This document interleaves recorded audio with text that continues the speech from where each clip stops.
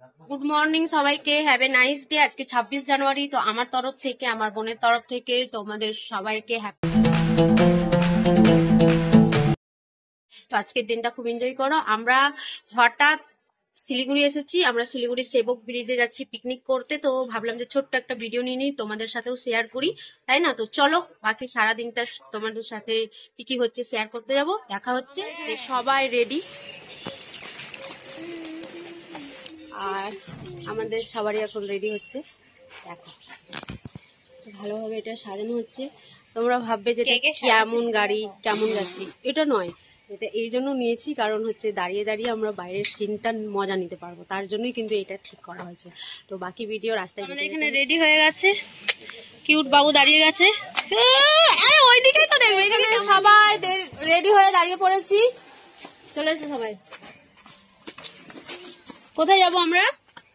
সেবক সেবক পাহাড়। তো চলো, তোমরা জানতে পারলে আমরা কোথায় যাচ্ছি। তো বাকি করেছে তাড়াতাড়ি বাবার।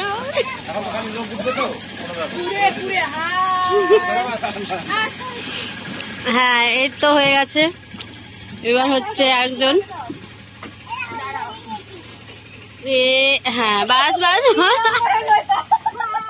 তো আমরা হাই রোডে উঠে পড়েছি। দেখছো চারিদিকে কত ভিড়, শুধু পিকনিকের গাড়ি। আর 26শে জানুয়ারিতে এখানে প্রচুর লোক পিকনিকেই যায়। তো দেখো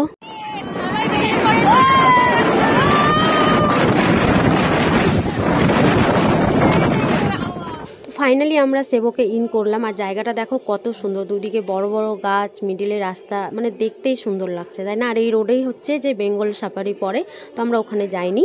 তো দেখো আমরা যেখানে পিকনিকে যাচ্ছিলাম সেটা হচ্ছে মিনাবাজার রংটং। তো ওখানে যেতে একটু সময় লেগেছিল, তার মাঝে আমরা সেবকে যে মায়ের মন্দির আছে ওখানে দর্শন করব। এখন আমরা যাচ্ছি সেবক কালী মন্দিরে। আগে মাকে দর্শন করে মায়ের আশীর্বাদ নিয়েই আমরা পুরোটা ঘুরবো আর পিকনিকটা শুরু করবো। তো সবাই আসছে আর বাকিরা সব পেছনে আছে।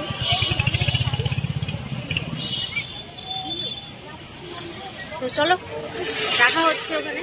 তো তোমরাই অনেকেই জানো এই মন্দিরটা মায়ের মন্দির আছে পাহাড়ের উপরে। তো সিঁড়ি দিয়ে উঠতে হয়, আর সিঁড়িতে যেতে যেতে অনেকগুলো ঘন্টা ছিল। আমরা প্রতিটা ঘন্টা বাজাতে বাজাতে উপরে উঠছিলাম। আর যতগুলো যে আমরা যাচ্ছি এগুলো হচ্ছে আমাদের সবাই টিম, তো একসাথে উপরে উঠছিলাম। তো ভাবলাম যে একটু ভিডিও নিই। আর দেখো ভেতরে গিয়ে কিন্তু ভিডিওর কোনো অ্যালাউ নেই, মানে ফোনে কোনো ফটো মতো তুলতে দিচ্ছিল না। এই কারণে বাইরে যতটা ছিল আমি সেটুকু ভিডিওটা নিয়েছি।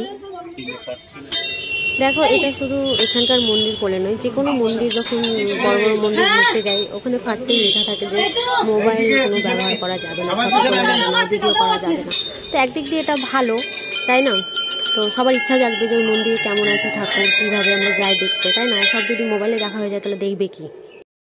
তো দেখো আমাদের সবথেকে দুঃখ যে এখানে যে সাদা রঙের পেরোলো এটা হচ্ছে সেবক ব্রিজ। তো সেখানটায় আমরা না দাঁড়িয়ে ভিডিও করতে পেরেছি না ফটো, কারণ হচ্ছে আজকের দিন এতই ভিড় ছিল যে গাড়ি পার্কিং করার জায়গাটা ঠিকঠাক ছিল না। আর আমাদের যদি ওখানে দাঁড়িয়ে অন্য সাইডে গাড়ি দাঁড় করিয়ে যদি ফটো ভিডিও নিতাম প্রচুর দেরি হয়ে যেত পিকনিক স্পটে পৌঁছানোর জন্য। সেই কারণেই কিন্তু আমরা ওখান থেকে বেরিয়ে পড়েছি, কারণ এখন বাজে দুপুর 1টা। আমরা কখন পৌঁছাবো বা রাস্তায় প্রচুর জাম ছিল বলে সবার খিদেও পেয়ে গেছে, লেট হয়ে গেছে। তো রুটি আর কলা সবাই মিলে বসে খেয়ে নিচ্ছিলাম, জানি না কখন জাম ছাড়বে, বাকিটা ওখানে গিয়ে হবে। তো দেখো ফাইনালি আমরা পিকনিক স্পটে এসে পৌঁছেছি আর এখন বাজে 1:30। তো পৌঁছালাম এখন। তো দেখো এরিয়াগুলো কত সুন্দর, প্রচুর ভিড় বলতে কি বলবো, প্রচুর ভিড় ছিল। আর আজকে সানডে বলে কিন্তু আরও ভিড়, ঠিক আছে?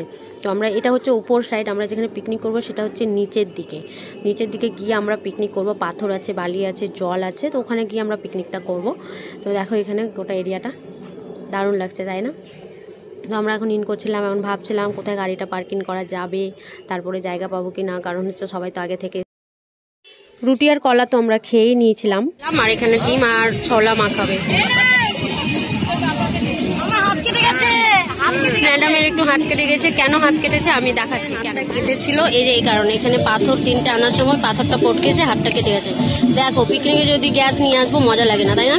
এখানে এসে দেখো 3টে পাথর কত সুন্দর লাগিয়ে একদম কাঠ দিয়ে দিয়েছে। আর এখানে মাছ ভাজা হচ্ছে, কারণ যারা মিট খাবে না তাদের জন্য হচ্ছে মাছ। আর এইখানে একটা উনুন রেডি হচ্ছে, এখানটায় মিট রান্নাটা। তো পুরো চারিদিকে একদম গান বাজছে। সিনটা দেখো জাস্ট।